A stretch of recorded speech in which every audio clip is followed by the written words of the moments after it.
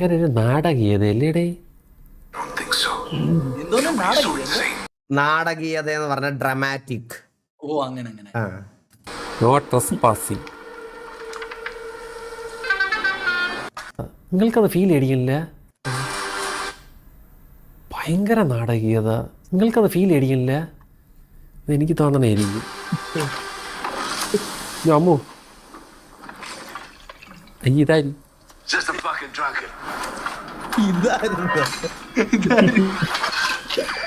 തോക്കെടുത്ത് കൊടുക്കുന്നതാണ് പല്ലി. ഇതെന്തോ ബോംബാ?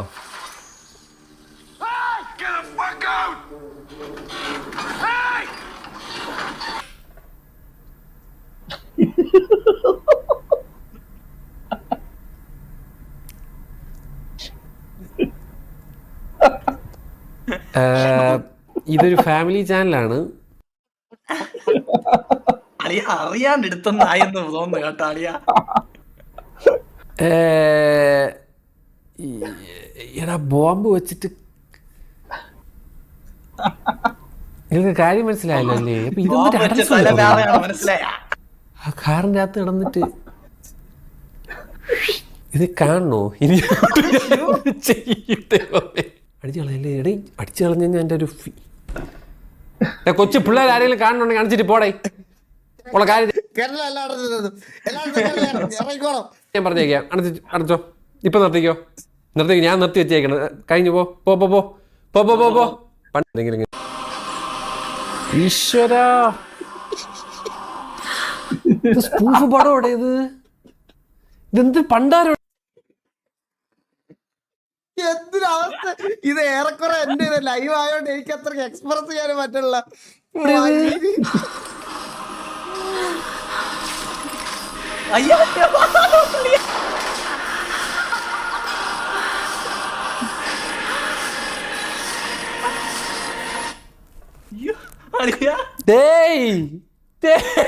ഇതെന്തിനാ അത്? എടാ ഈ പടത്തിനാണ് ഇത്ര നാളും നിങ്ങൾക്ക് ഷൂട്ട് ചെയ്ത?